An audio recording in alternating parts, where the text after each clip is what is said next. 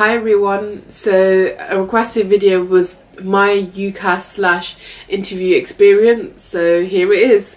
Firstly, I applied for a total of 5 courses at 4 universities, which I'll have on the screen. The 2 universities which I visited were Coventry University at an open day and Birmingham City at a masterclass.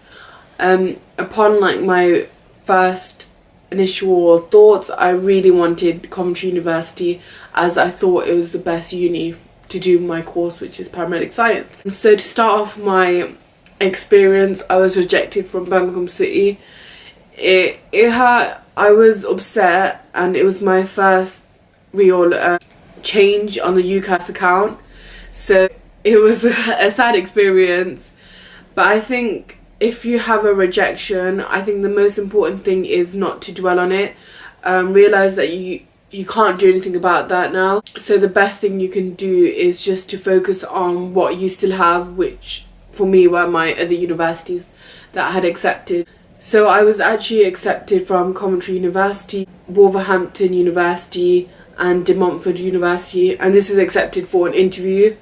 So I actually didn't go to my De Montfort University interview. This is something I don't recommend. I knew I didn't want to go there, so I didn't want to waste anyone's time by going to the interview and possibly taking up someone else's place as well. And then my first interview was Wolverhampton. This was the most interesting interview because it was a day of it and it had 3 to 4 different elements. It started with a bingo, and let me say I was on top of the moon when we were playing bingo. Even though essentially it had different things that you might have done, and you have to get someone to sign it who's done it. Sadly I had nothing on the list, but this made me extra fast because I didn't have to sign anyone's. I just had to get mine signed. By the way, this was just an icebreaker, it was nothing serious, and I actually won. So I was like, bingo, and I was on top of the world. I was thinking, yes, I'm getting recognised by the interviewees, and I thought I had a strong chance.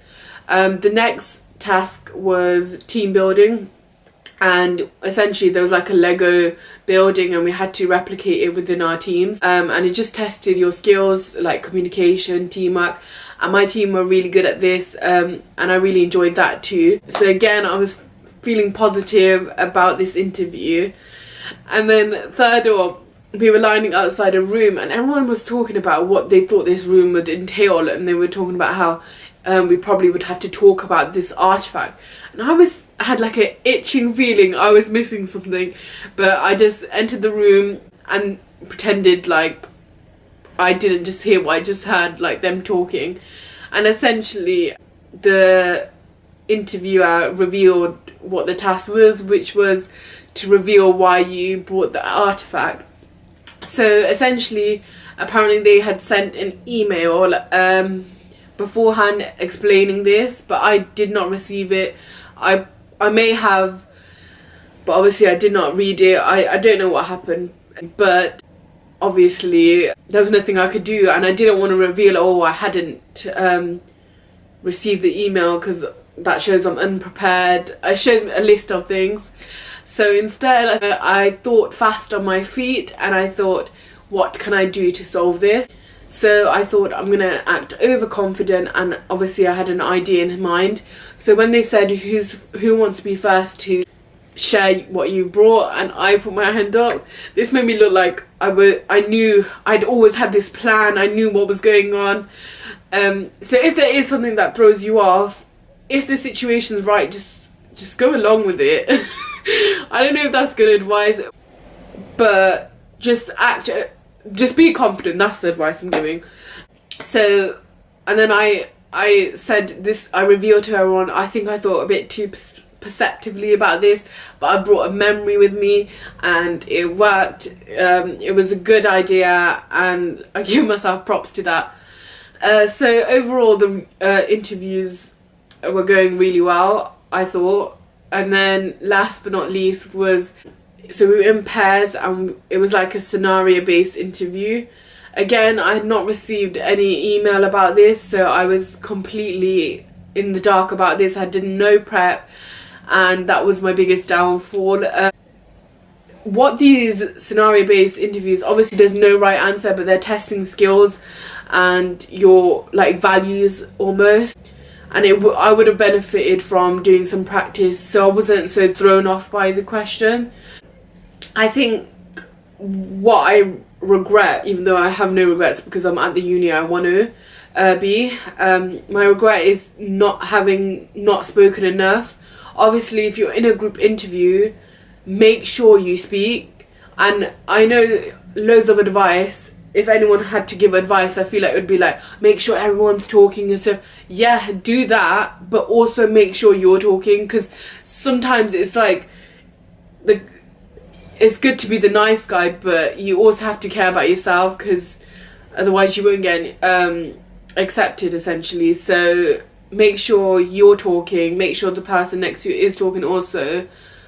Basically just make sure everyone's having an equal opportunity for talking. And yeah, I think a few months later I received my rejection from Wolverhampton. They had offered me an alternative offer for a different course, and they, in my email, they told me what I failed on, as in I passed every stage except the scenario based. So that was a bit sad. However, at this point I had received my offer from Cov Uni. Spoiler alert, if you hadn't already known, I'm at Cov Uni. So I wasn't upset as much because I just knew I was going to firm Coventry University. So Coventry University, that was last. I felt the most nervous for this because it's the one I wanted, but they were much more I just felt much more comfortable. Two groups were split off. One group went on a tour first and then another group had their interviews first. I had my interview first. Yeah, it was in the questions. First one was tell me about yourself. I remember preparing for this and I was like overthinking, saying I must say this, I must say that, but no, I think the biggest thing is don't overthink the questions. What they're trying to do, especially for a course like in healthcare, is they want to see the qualities of you as a person, and if whether you're the right person to be that profession, so whether you're the right person to be a paramedic. And I think that's the biggest thing they're looking at for interviews, and that's why you have the interview. So when I remember I was speaking in my interview, in the question tell me about yourself, I said I enjoyed doing art as a hobby, and they seemed really interested. And that's what you have to do. You just have to show, you just have to be interesting, kind of, if that makes sense. Another thing I remember, I said I'm currently reading my book 1984, and the interviewer was so excited and had said that he was born in 1984. So it's like, I wouldn't have thought that would have sparked so much like, I don't know what the word is. Just don't overthink what you're saying. So what I'm trying to say is just show what kind of person you are, and you could do that through your hobbies, through just being yourself essentially. For this interview I literally did not know how it went. The course leader and another person was with me when we were being taken to our tour guide, and he was asking us, oh, like, how did you find it? And the other girl had said, yeah, really good. And I was just like, I'm not sure. Like, I honestly did not think I'd get in, and I did, and I felt so happy. And they'd said that they'd tried to get back to a few people before Christmas, and I was one of them. So honestly, it was the best feeling ever. And that was my experience essentially. It was a bit of a roller coaster with highs and lows, but there was a lot of lessons. Okay, I hope you found my experience somewhat interesting and you learned a few things from it, and thank you for listening. Bye.